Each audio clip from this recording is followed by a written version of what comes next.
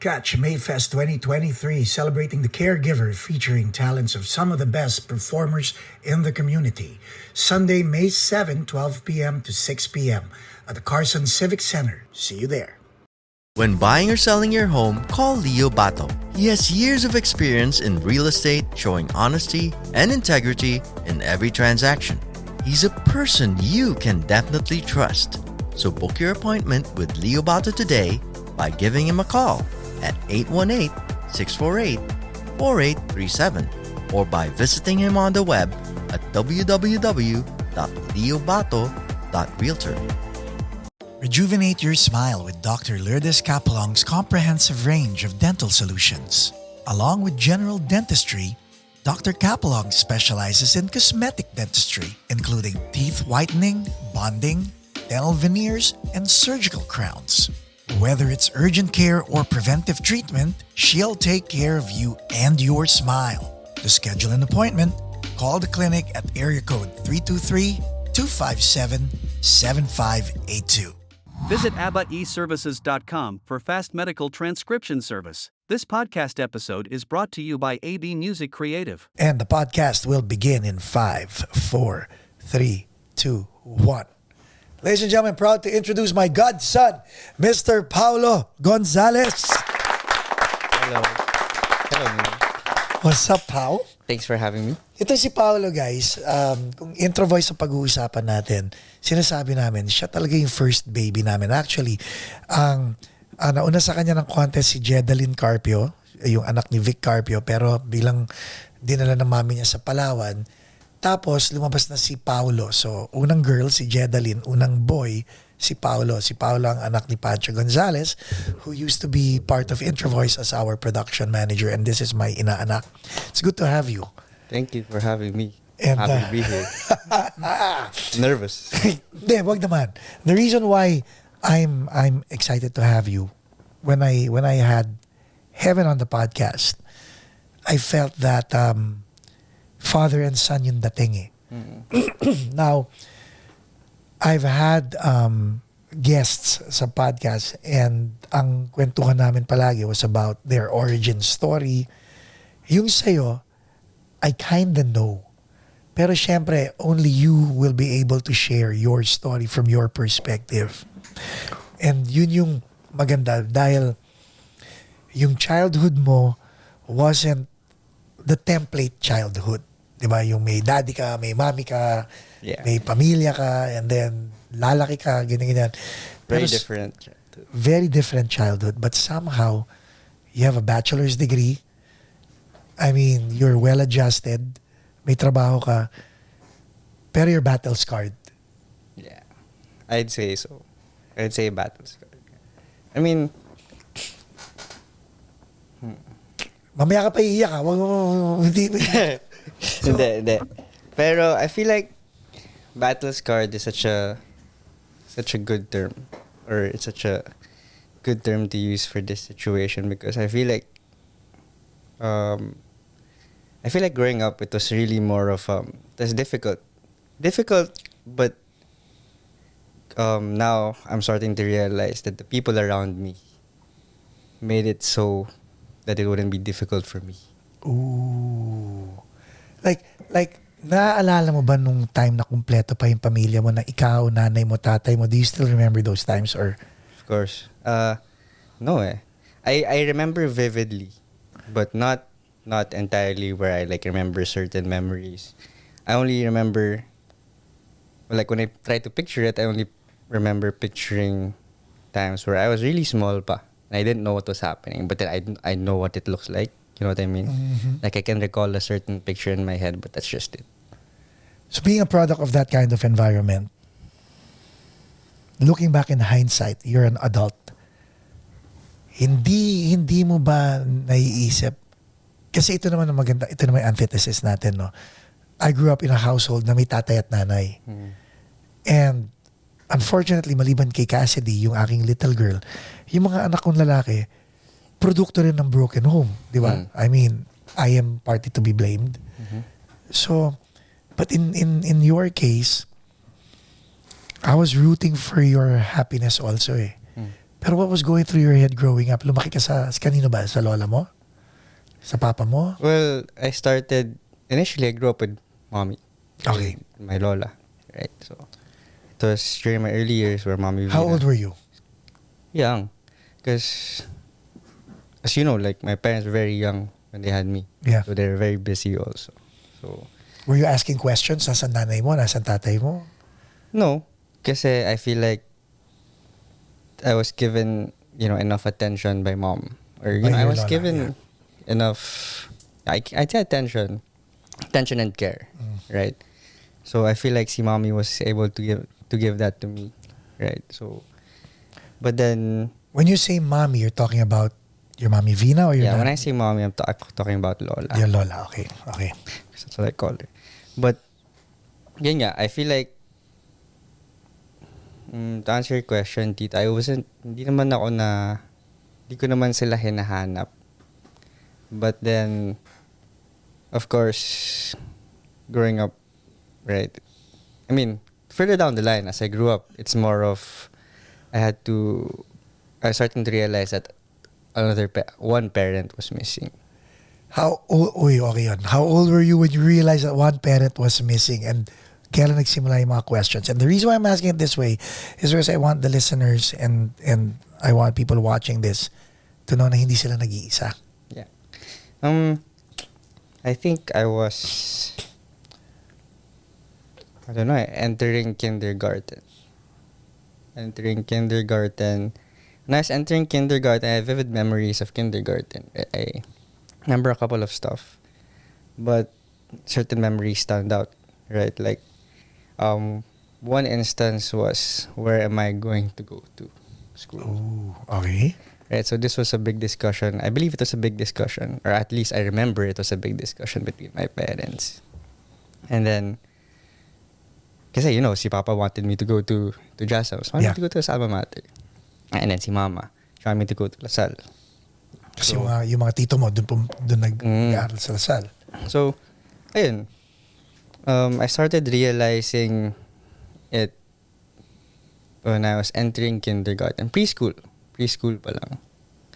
Because nga, parang it wasn't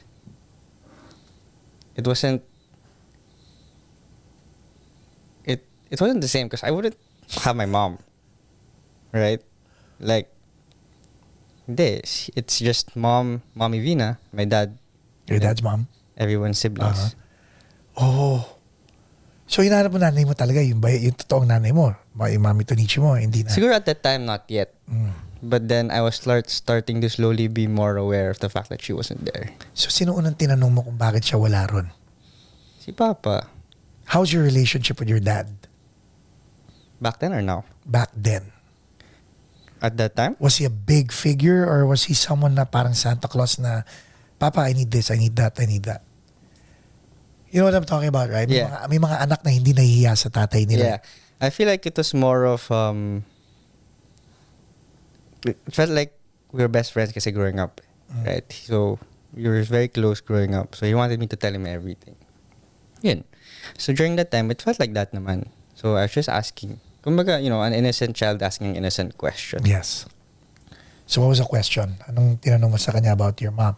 I don't remember exactly, but it's just so long ago. But I remember asking him about this. We were outside pa sa PhilAm pa to, sa 50. We were outside, waiting by the gate. And then I just asked him. And then, I forgot what he said, but I remember it being in the lines of, it's not here anymore. Something like that. But, I don't know how he said it, but basically that's the gist that I got out of it. Right? And then, first I was just like, how's that? Like, what do you mean? Pero syempre, I feel like kasi, for certain things like these, I didn't seem to understand yet. Right? I didn't seem to understand it yet until it was more evident when I was in grade school already.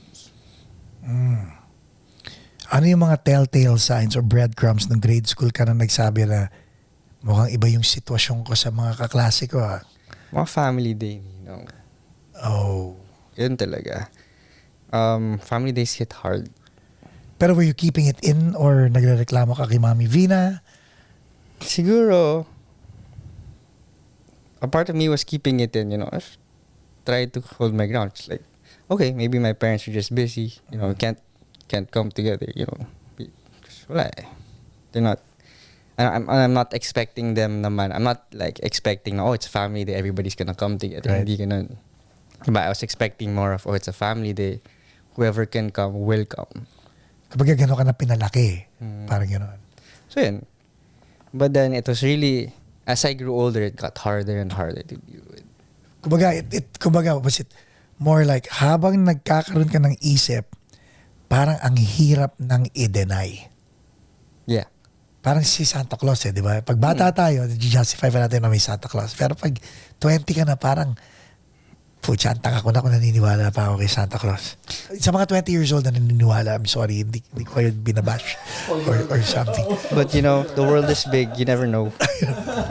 Okay, go. So, while you were growing older, na yung tipong hindi mo na ma-deny, ano na yung mga tanong mo sa sarili mo? Because nakakausap mo naman ng nanay mo di ba? Back then kasi, my relationship with my mom wasn't exactly the best. Oh, explain. Like, because from my perspective, I got left behind. This is your perspective, by the way. Yeah. So from my perspective, I felt like I was left behind. did you have any resentment because of that feeling? I did, and I harbored, a grudge. resentment Yeah, talaga, or resentment. grudge. Okay. At some point, I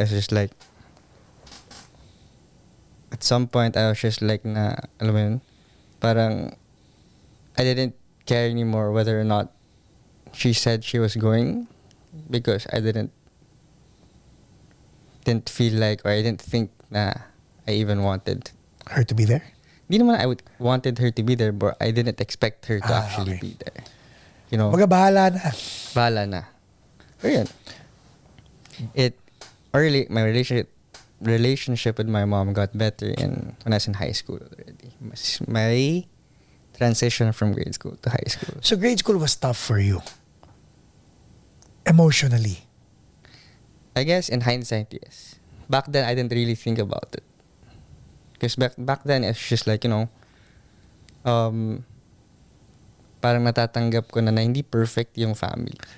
Right? Pero hindi ka pala away nung grade school? Hindi. I mean, chill lang. Ganun. makulit ako. Oo. Pero, if you mess with me, Iba, down. yeah. Oo, pero hindi naman pala away. So nung high school, may isip ka na. Di ba? Kumbaga, mama na ang tingin ng tatay mo sa'yo. But you went into sports. Let's talk about that part eh. Naging outlet mo ang sports eh. Yeah. How did it help you emotionally and mentally?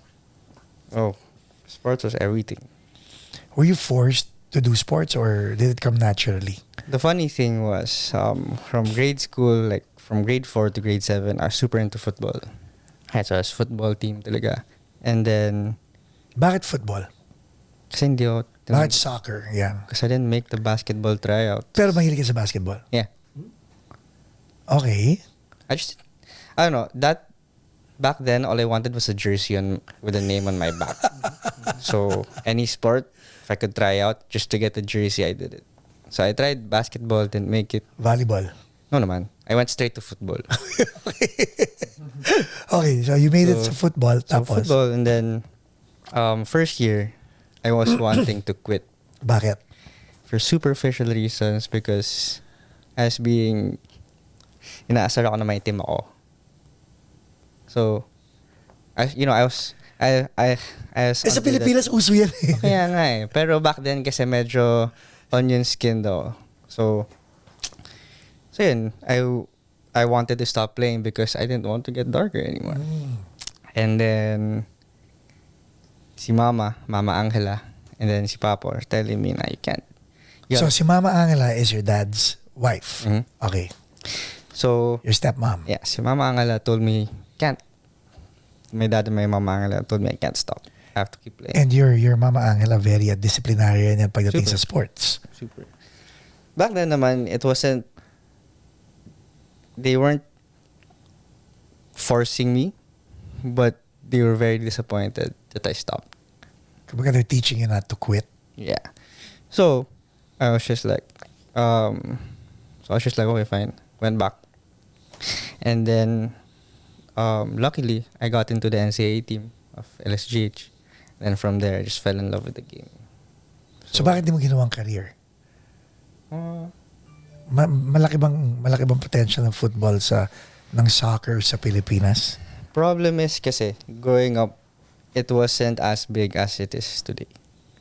Right? Meaning, the amount of people who actually go to games today and the amount of teams that play today, back then, no comparison. Today, ang daming players ngayon. So the competition now is different compared to the competition back then. And syempre, the coverage na rin. Right. Right. So, especially social media. Diba? So, yun. So, I guess, right now, the youth, they have a brighter future with football. With football. But back then, not really. So you were growing up, no? High school ka, you were into sports. Mm-hmm. Your dad was still guiding you sa mga panahon na to. Of course. And your mama Angela. What was the conversation like about your future back then? Oh, I like this. Funny because I was very confused. And because I fell in love with football, all I wanted to do was play football. Like, that was everything I wanted. All I wanted to do was play football, go to the LSU, play football, and all of that. Then eventually make the Philippines. All of that, you know. So, kumbaga yun yung dream mo. That was it. That was where I was headed to during that time. So, yun. Tapos? And then, injuries got in the way. I got back from that, started playing again. And then, college. Okay. And then... No. Talk to me about college. How did it affect your football career? Oh, I played in college. Right. I played 2 years in college. Pero and then I got injured. Got injured. I tore my MCL. Dito. Pag ang MCL mo nasira, kumbaga yung scar tissue niyan. So I had to undergo rehab. But there's internal issues with the team I was with before. So issues with scholarships and all that. Anyway, that's one of the reasons why then. So, okay, childhood. Binigyan ka ng magulang na hindi magsasama.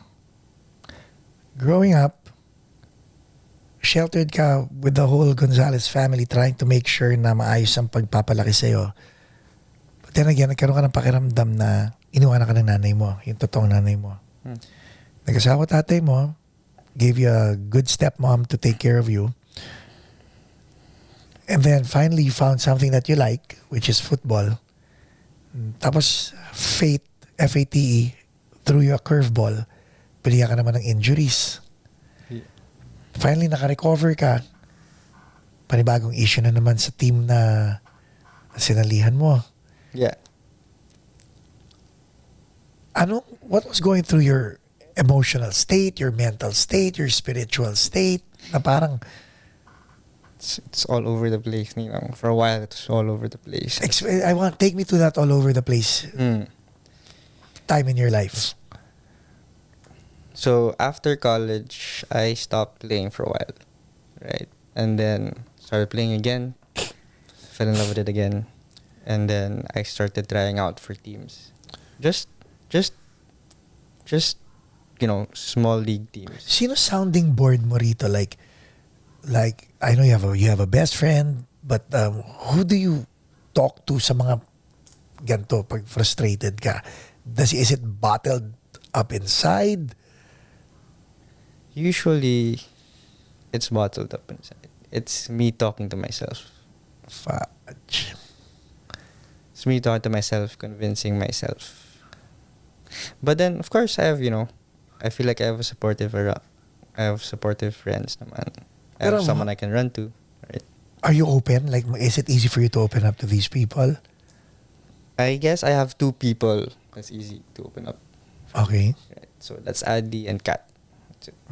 Other than that, Adi is your best friend, si Kat is your girlfriend. yeah. Okay. Adi is my best friend, Kat is my girlfriend. Other than that, I have a hard time. Before, I was very open.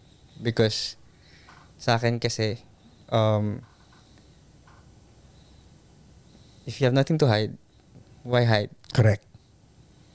Right. So, I didn't have anything to hide. I feel like I didn't have anything to hide. So, I'm very open about sharing my story. Kumbaga walang judgment, walang kahit Wala, ano. if you judge me, then Right. What changed? This episode is brought to you by Leo Bato and Associates, ang realtor na patok. I feel like I've experienced a lot of friendship heartaches. Explain that. People I feel like were supposed to be, I wouldn't say naman loyal, but people who I expected to be on my side of things chose to be on the other side.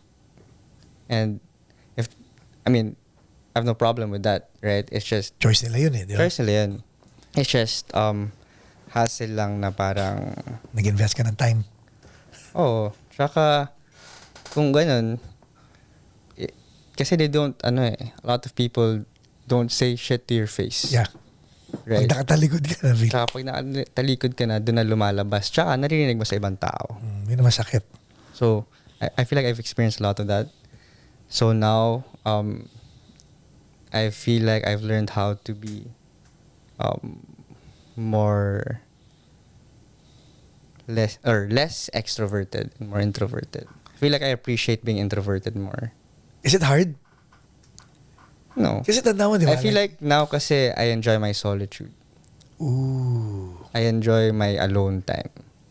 If I want my alone time, like I can't not have alone time because that's the only time I'm able to think, right? I'm able to think for myself. Like I'm able to reflect on what happened today, the conversations I've had, So for me, very important yung solitude. So ngayon, 28 ka na. Wala ka pang anak. Wala pa. Wala ka. May nakonwood ba to? Bakit wala pa? Like, kasi kami ng tatay mo, sa edad mong yan, nagpapalaki na kami ng mga anak. Yep, that was me. Oh, that was you. That's me in So, heaven. that was you in heaven, tama. So, bakit wala ka pang anak hanggang ngayon? One, I feel like it's the most common excuse is that I don't feel like I'm ready. Because I feel like my mind was conditioned also, right? By your growing up. parents. By my parents and by everyone around me. That, having children at a young age wasn't such a good idea. But you were that idea. I know. Isn't that a paradox? I know, right? Think about it, di ba? What a paradox. Huwag ka mag-anak, hindi magandang idea. So you're telling me I'm not a good idea? I used to think about that. Oh, really? Yeah, I used to think about Pero that. hindi mo, you never told that to their faces. No, it's just, Okay, let's go back to you thinking about that. Dahil ngayon ko lang na-realize na, if having kids at a young age is not a good idea, does that mean I'm not a good idea? that's one of the existential questions I asked myself before na parang, if you guys keep saying these things, how come, basically you're saying I'm not a good idea. But, just Timo, like right now, you're able to brush it off. How are you able to brush it off without, do you have a chip on your shoulder? It's parang, I feel like I do. you do, huh? Pero you're able to brush it off. Paano? I don't know. I feel like I've learned how to.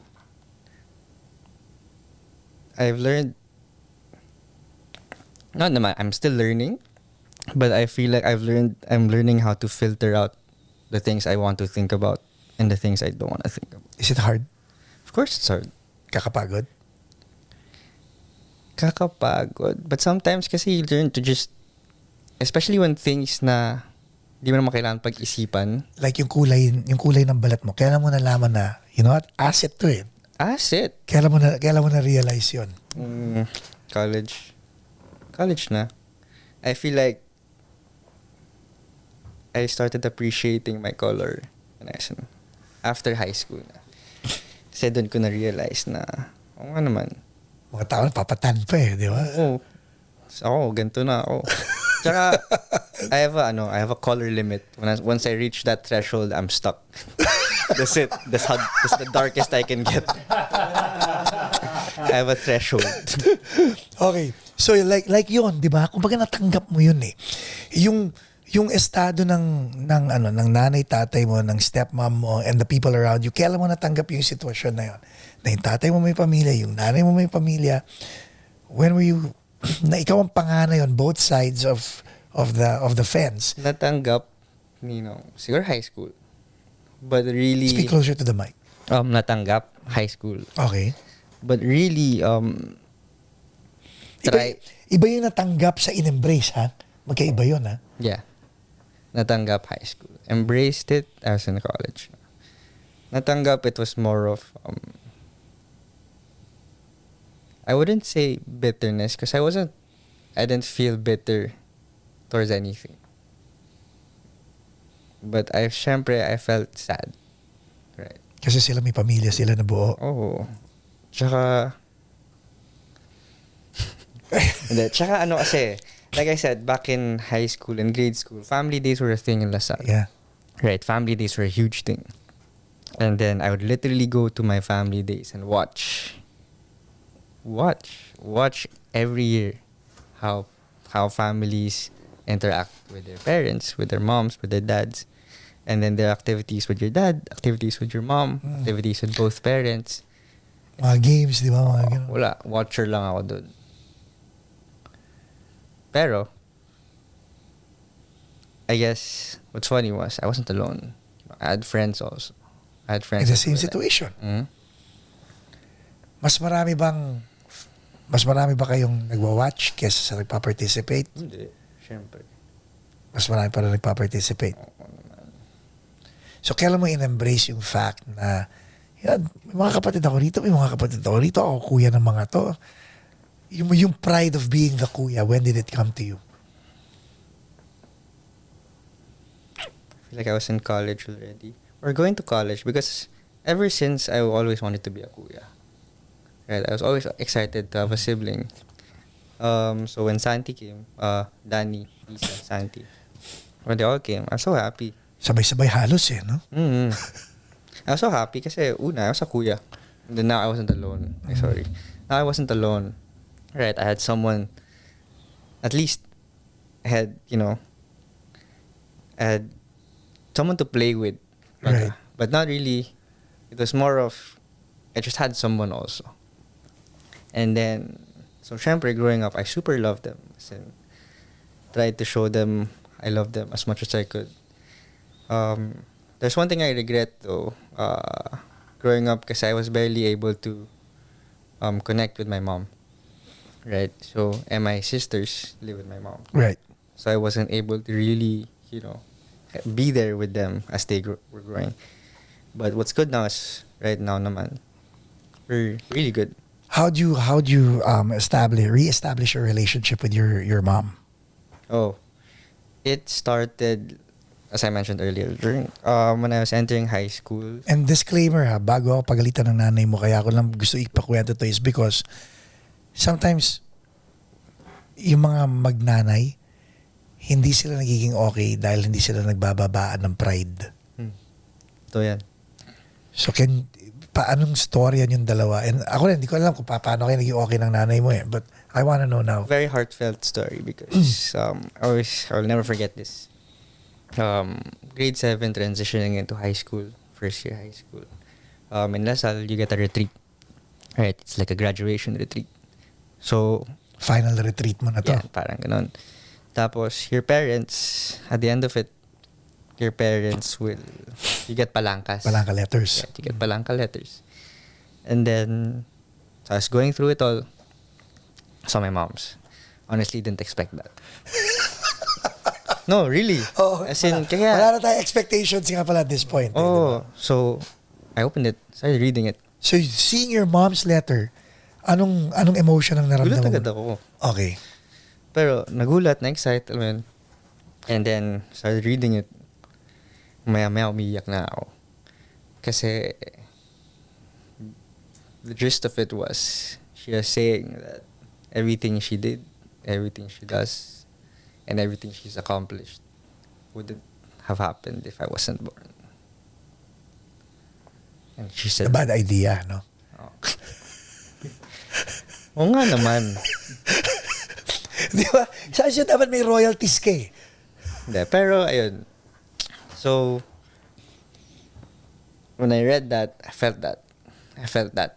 As in, tumagos yun, as in, arrow to the heart, rekta. So, after that, I felt guilty.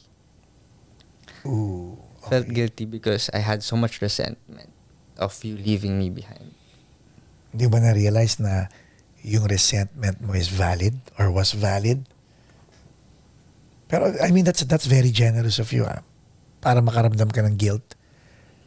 As opposed to, sandali lang, medyo hindi ko naman piniling ipanganak dito ngayon, but kailangan mag-guilty ako na may resentment ako. Ano lang yan, hypothetical lang yun. So anyway, so naisip mo yun.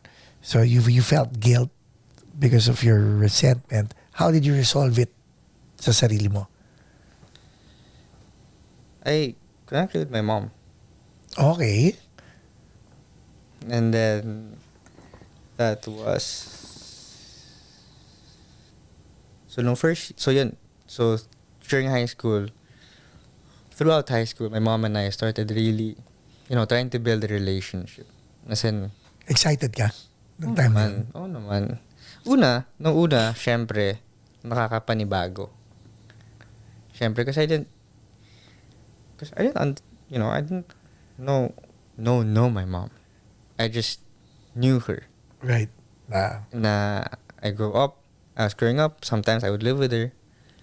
All I knew was my mom's very beautiful, she's very smart, she's very business-minded, and she works a lot. Right. That's it. And then, ang alam ko lang is she has to work the night shift. So when she gets home, she's sleeping. Right. So I can't really talk to her. Right. So it's a very different dynamic also. But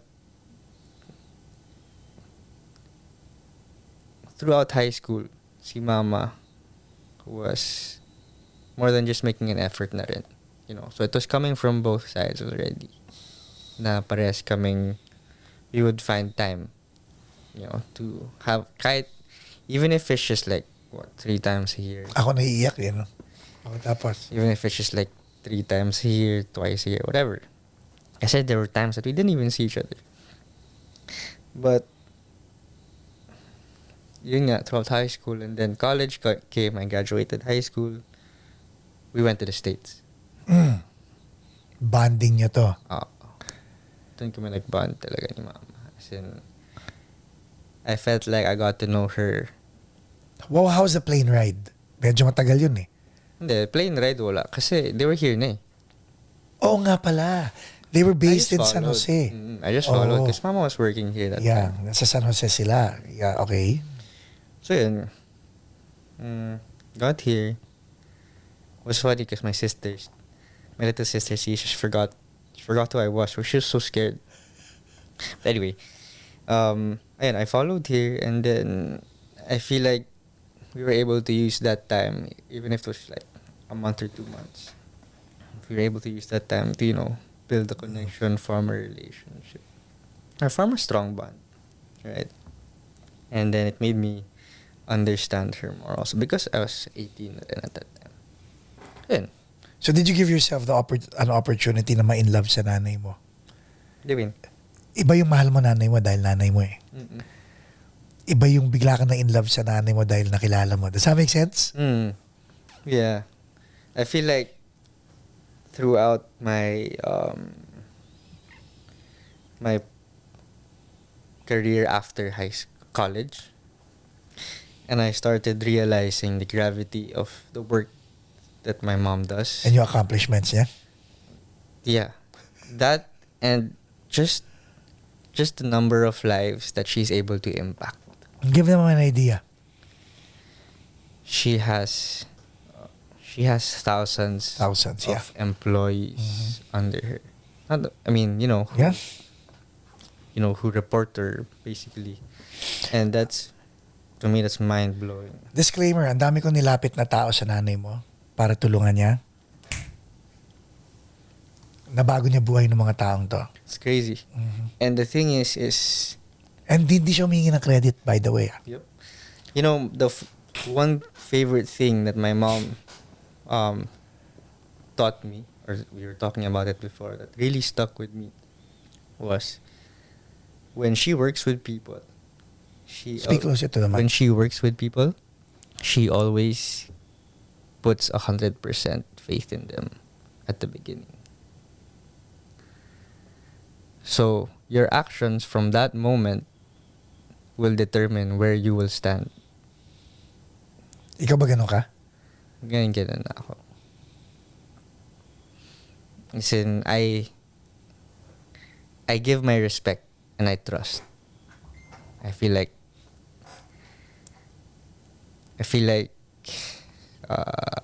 you know how my dad's like that and daddy Manding's like that. Yeah. I feel like I'm like that also. Nauna akong, because the way I see it is everybody deserves respect, right? So to me, even if it's funny because even if I get disrespected, I still somehow of course it ticks me off. Sometimes I do something about it, but most of the time it really, paano ba sabihin to?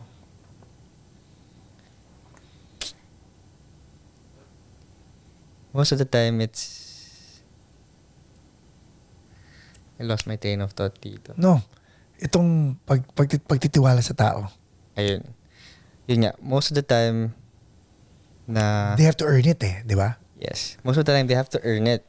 But in my case, I feel like, and it was taught to us then kasi in Gasol Green Hills, in Search In, right? We were taught to trust people. If they fuck you over, then Saka ka magbago ng hanggang ngayon gano'n ka pa rin ba? Knowing what you know now, like hindi ka ba jaded? ngayon I feel like I still am, but I'm more aware now. I choose. Kung sinong bibigyan mo ng tiwala from the get-go. Yeah. So hindi na blanket 'yon. Kumbaga parang okay, ito pagkakatiwalaan ko to. Ito has to earn it. Gano'n ka na ba ngayon? Not necessarily. I feel like I'm still more of trust me, but I'm worried. I trust you, but I'm worried. Like Okay. okay, I'll put my faith in you right now, but I'm watching you. Right? So if you Trust but verify. if you mess it up, I'm right there. Right? So ganun. Tatay mo, mahilig magbigay ng mga chances yan Mahilig din magbigay ng opportunity yan. Equally like your mom, tatay mo marami rin tinulungan yan. Okay? And yung tatay mo has been selfless. Goes through miles and miles of sacrifice. And then niya sasabihin, whether sa'yo, sa artist na hinahawakan niya, kasi manager ng artist ng tatay mo, he'll take the hit without telling anybody. Ganon ka rin ba?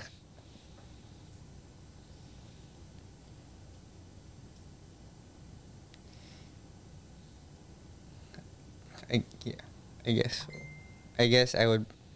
I'd say so. I'd say na I'd rather na ako yung sumalo. Yun nga. Tapos, tsaka ko na lang ipapasa. Is that to your advantage though? Sometimes, I feel like sometimes it is, sometimes it isn't. Because sometimes it affects you personally. Yes. Right? Mentally. And then, you know how sometimes creeping thoughts grow bigger? Lalo pag hindi na-address. Exactly. And lalo na kapag ikaw lang nagdadala. This episode is brought to you by Dr. Lourdes Capulong. So, mas naiisip mo siya kasi hindi mo siya nalalabas sa mga taong Yep. gusto mong paglabasan din. Diba? Lalo na ikaw, nilimit mo na yung sarili mo rin sa dalawang tao. Kay Kat at kay Adi. So, kinikim-kim mo halos lahat yan. Now, as an adult, like your relationship with your dad, inoobserbahan ko kayo, is very nice. The dynamic is nice. How is your dad as a father now that you know his context? Just the best dad. Talaga? That's all I can. He gave me everything. Oh, yun talaga. Yeah. Gave me as in, pamaya ako, pero he gave me everything, you know, as in, something else I can ask for. Like when you look at him, like pagpagod siya, di ba? Pagpagod yan, masandal tulog yan eh. As in, pagpagod siya.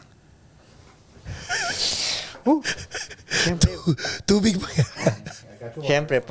Siyempre, you know, when I see my dad, tired, I see him, because now I see how he works eh. Like right now, while you're doing the podcast, what's he doing now? Fixing your bag, right? Yeah. But he's probably done with that. He's probably back to working. Right now, Right? di ba? And that's what I mean, you know, like, Like when you see your dad now as a grown man, it's the best dad. As in, that's all I can say, because wala eh. Hindi nang wala akong masabi. I guess, i-describe mo yung pagiging best dad niya, not only for your sake, not only for the audience sake, but for the people who know him just as Pancho and for your siblings as well. Na manonood nito. Like from your eyes and from your vantage point. I feel like he wanted us to be the best friends. Growing up, felt like that. Kumbaga wag na natin antayin mamatay ang tatay mo bago natin bigyan ng tribute, di ba? But yun nga, growing up, I felt like, you know, we were best friends. And then, things changed, right? Had a new family, had siblings.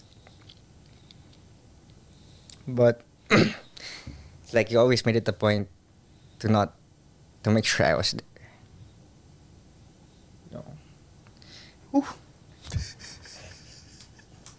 Ito. Teka. No, but he's very caring. Right, he's very caring. I feel like he's a very emotional guy. He cares deeply and he's very passionate. Right, so when he believes in things firmly. And then he's, how do you say it? Sobrang sipag niya dito as ninong, as in, he's literally, for me he's the hardest working guy I know, because I saw it, I watched it, and I was there for it, you know. I was there for the nights that he wasn't home. I was there for the nights where he's not able to be, and where I was hoping him, you know, To be there, yeah. yeah. But he was, despite sacrificing all these things he was putting in the work, not even for himself, which is crazy to me. You know, he's doing it for me and my siblings. And as a son, what else can you ask for, diba? Diba? What else can you ask for? It's like your dad puts food on the table, you have a house to live in, you're put in a good school. You know, like, lahat ng luho mo nabibigay. As in, lahat. Sometimes you don't even ask. That's the craziest thing about it, was towards the latter part of college. Medyo makapal pa yung face ko eh. Medyo hingi-hingi pa ako. Pero towards the latter part, that's when I was starting to realize that, grabe. As in, whatever it is that we asked for, whatever it is that we needed, this guy somehow finds a way you know? to get it. As in, it's like he doesn't stop until he gets it. And it's not even for him. It's for us. Right? So, I am, hands down, I'm just so proud as a son. Yes. Like itong trip na to is your first trip together, no? Out of the sa States, right? Yeah. Oo nga, no?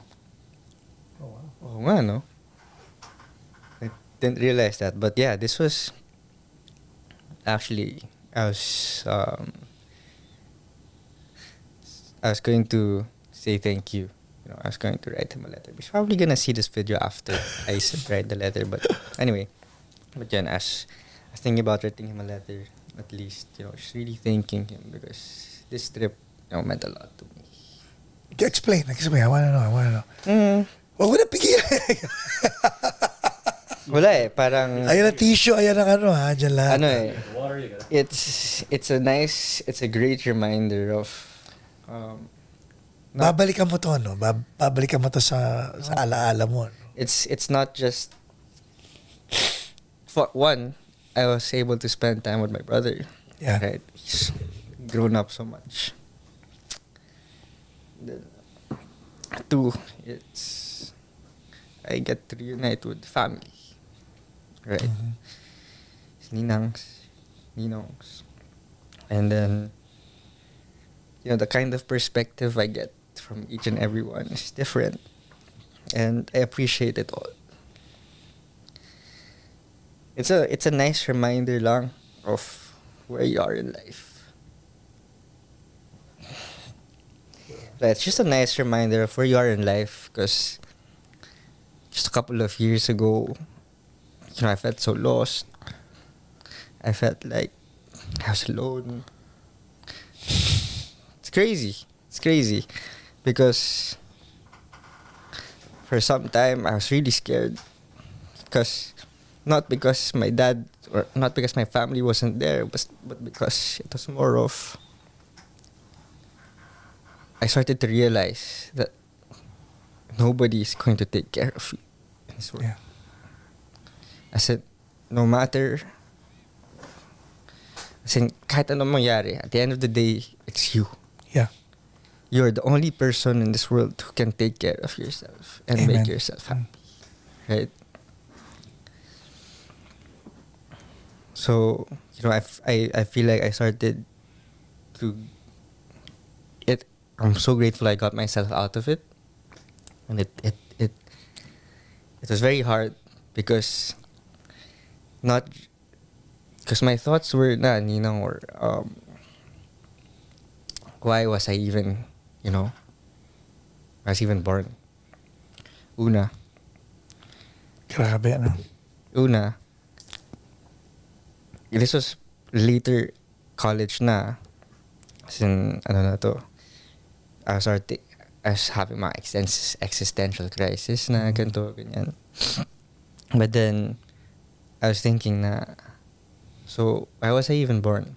Right? All I felt like I was doing was just giving everybody around me a hard time. Wow. Right? And it's not that I'm grateful for it. It's just I don't want anybody to do anything for me anymore. Not because Not because nagyayabang ka, pero ayaw mo na sila ma-inconvenience. Exactly.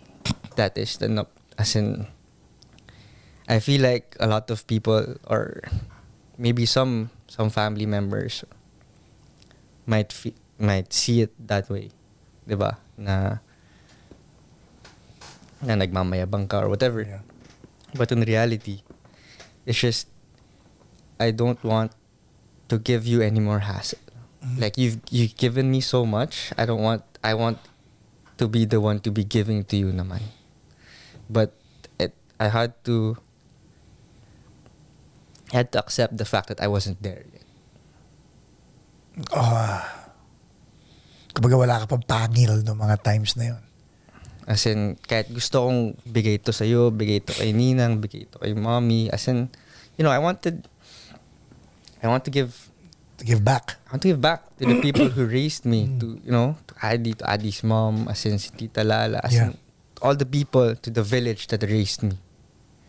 Because God knows You were raised by a village talaga. As in, barangay. Mm-hmm. So, it's just, you know, it's been a crazy experience, and I'm just glad I got to pull myself out of that, because that was just hard, you know, and then I was keeping that to myself. I didn't have cat back then. I wouldn't even tell Adi, because I felt like an inconvenience to him. Grabe, no? Umabot ka sa feeling na ganun talaga, no? Oo, as in kahit yung best friend ko na lahat sinasabi ko. Mhm. Dumating na ako sa point na kahit siya, alam mo yun, feeling ko inconvenience na ako. And then, it was Adi, actually, who helped me get out of that. Paano? I called him I was talking to him about it. You know, I was telling him na at that point I was breaking down already. I was telling him na I feel like I'm not going anywhere. I feel like my family doesn't need me. I feel like they don't want me here. You know, just these thoughts na I feel like I was too old to be still in my dad's house. Right? I graduated college, I'm still here. I'm still in my dad's bedroom. I don't have a job, it's COVID, all that. But So, okay. So, umabot ka na sa ganun. grabe yun. As in, there were times I would literally just sit down and cry. Because I felt so alone and hopeless. Until I had that conversation with Adi, where he was just like, bro, he was telling me, bro, you have to remember, or you have to look around you. Look at the people around you. Look at the people who are there, right? Look at the people who are there.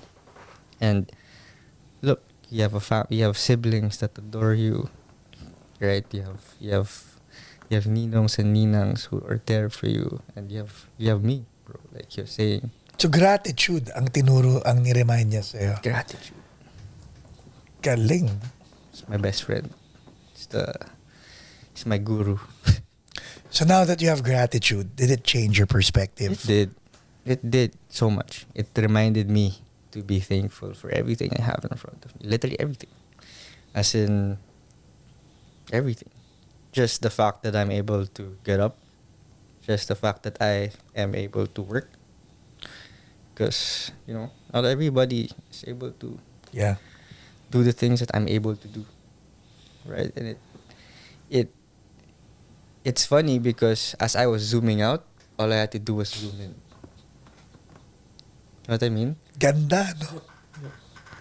Ganda, no? As I was zooming out, all I had to do was zoom in. Yeah, because yung zooming in, that's where gratefulness is eh. Yung titignan mo talaga lahat ng ginawa ng bawat isa sa buhay mo as opposed to pulling back. I feel like it was more of me getting to where I want to be. And because of that, because of me rushing so much, I wasn't looking at, I was more focused on my future relationships. Let's say my relationship with Nina in the Ganda, future, no? with my relationship with my dad in the future, Yeah. with my mom in the future. It feels like I was more focused on that than actually being in the present. You get it? Oo, solid yun. And ang daming taong ganun eh. Ang daming taong nare-neglect nila yung now because they're trying to get ahead to prepare themselves to be better for the person they're with currently in the future.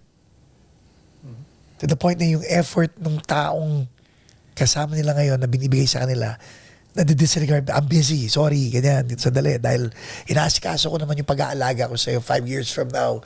So, Yeah. and all you had to do was snap out of it with Adi's help. Yep. I remember that talk because that really helped me. As in, he really told me to just be like, remember to be grateful for the things around you. You have so many. He's just, you know, Adi's my biggest hype man. Like, he's literally my biggest hype man. He's always always there. Like he's not just the type to say ox lang, ox yan, ganyan. Siya yung ox yan, as in, tara, game na yan. Yeah. Ganun siya. So, I really appreciated that because, yun nga, it got me out of it. I told him that after also. I told him, bro, our conversation back then really pulled me out of a bad place. I really, really needed that. So, sino ang mga tao na sa family lang na talagang nag-shape ng journey mo from being a toddler to who you are now?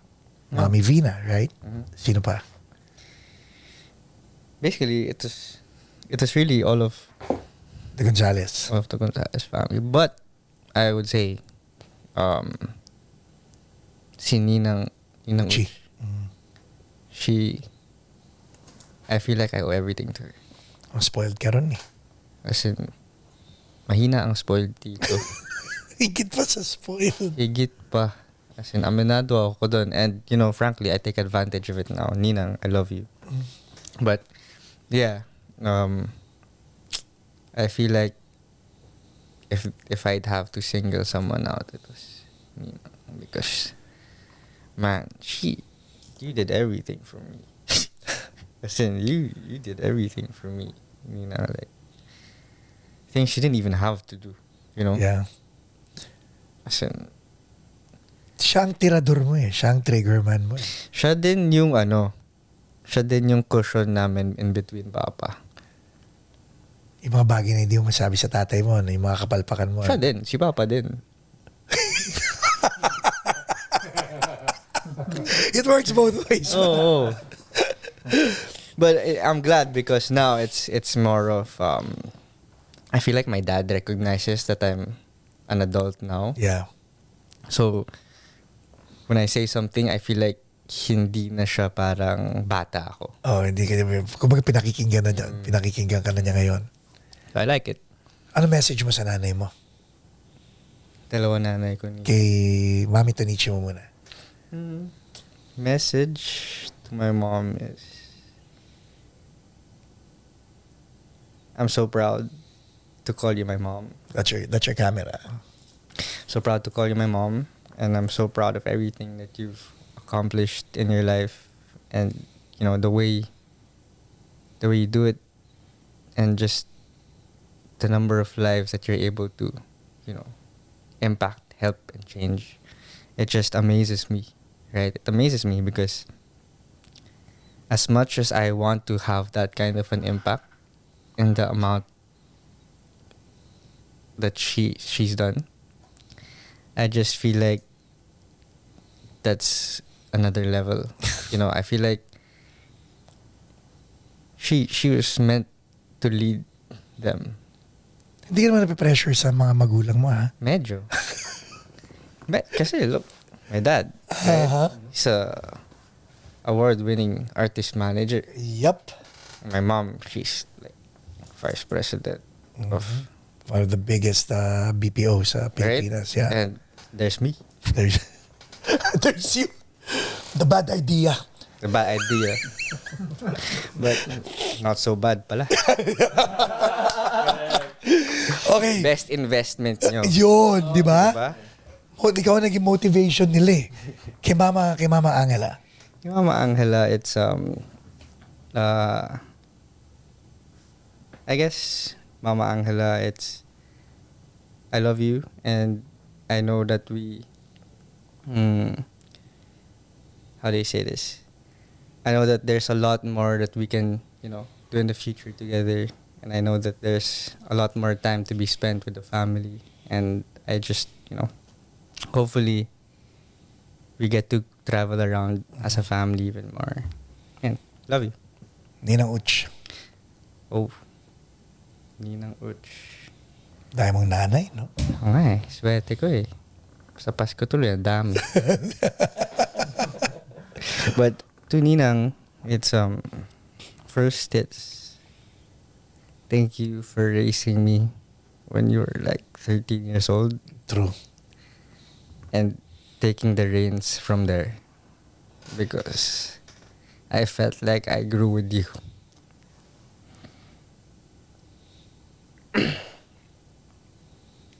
So much more I want to say. See, para naman pa sila naman ang matuwa when they watch this, di ba? I'm so grateful kasi, you know, to everyone, talaga. Especially to Ninang, right? Because she found a way to understand me.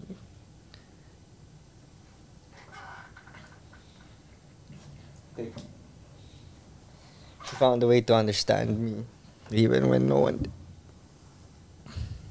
She listened. She didn't judge. Never. Of course, there are times she get mad.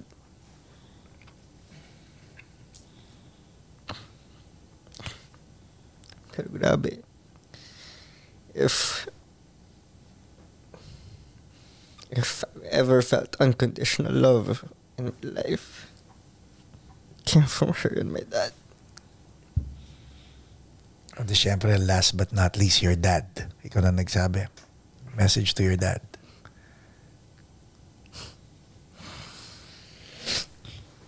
Grabe, naiyak na ako Dapat after na kay Papa eh. But,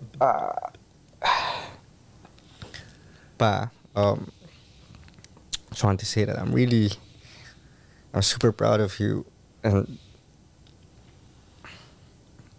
you've accomplished so much. And, you know, I know you've had a chip on your shoulder for the longest time.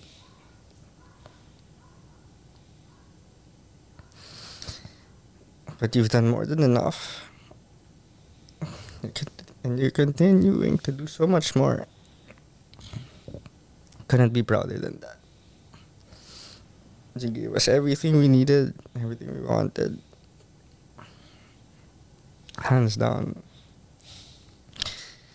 It's like, I wouldn't have,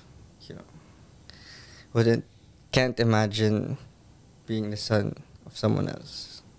Galing. Can't. Listen, I felt like I had the best role model growing up. Not perfect, but it's damn sure close to it. If you were to go back to talk to your toddler self, Tell him to follow his dreams. what would you tell him? Tell him, Itong taong to, from the beginning of our conversation an hour ago, itong taong nagtataka na, huwag na lang tatay mo. Kunyari na nakita mo yung tatay mo at saka si Little Paolo sa harapan ng 50 East Maya at narinig mo yung tanong ng Little Paolo na yon sa tatay mo.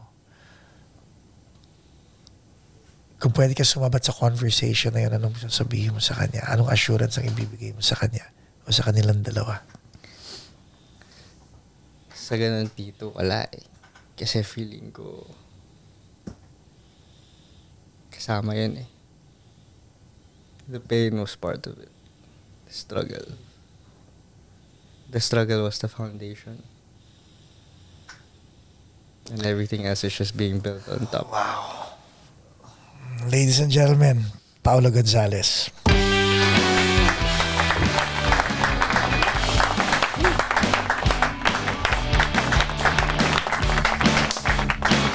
I love you. I love you, Ninong. Thank you. Thank you for doing this. I know it was very sensitive.